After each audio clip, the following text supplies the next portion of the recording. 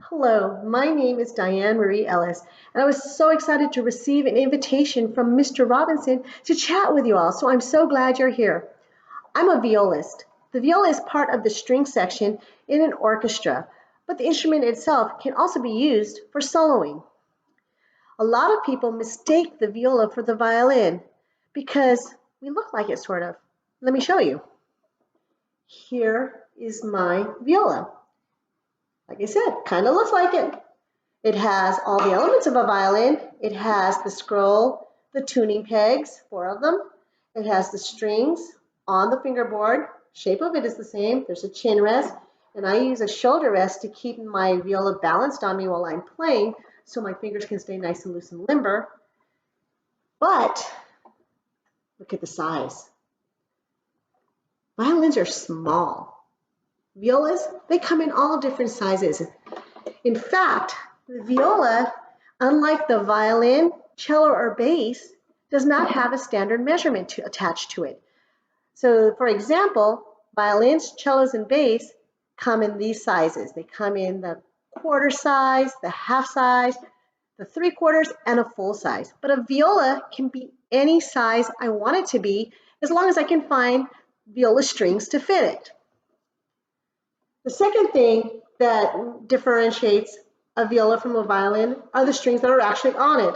The viola has the same string set as a cello.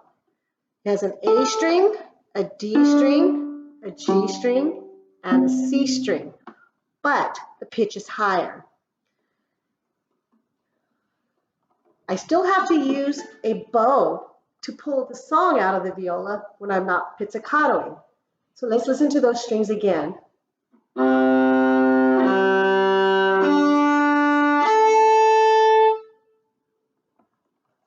notice that again, this doesn't have a high pitch like a violin, but it doesn't really have a low pitch like a cello. It's really somewhere in the middle, that medium timbre. And that brings us to the next cool thing about a viola is we have our own clef. We play under the alto clef. Alto like medium, just like a choir. Every other instrument shares clefs. So if I'm a high-pitched instrument like a flute, a clarinet, trumpet, saxophone, or violin, I play in treble clef. If I am a low-pitched instrument like the cello, the bass, tuba, I play in bass clef.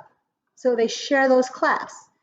And remember, the clef is that little symbol at the very beginning of your staff that helps you define your notes. But the viola gets their own. They don't have to share alto clef.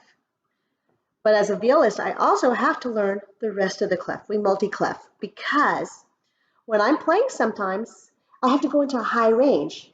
And when you start going into that high range, you have to start using those ledger lines and bringing those notes higher above the staff.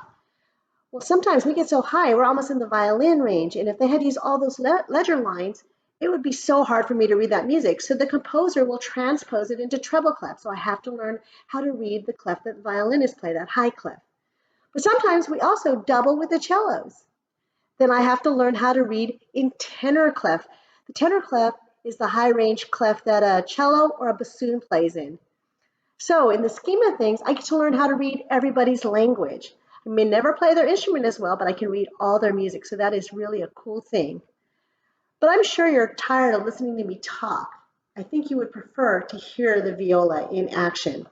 So I'm going to perform to you the introduction to the Telemann Viola Concerto in G major. I hope you enjoy it.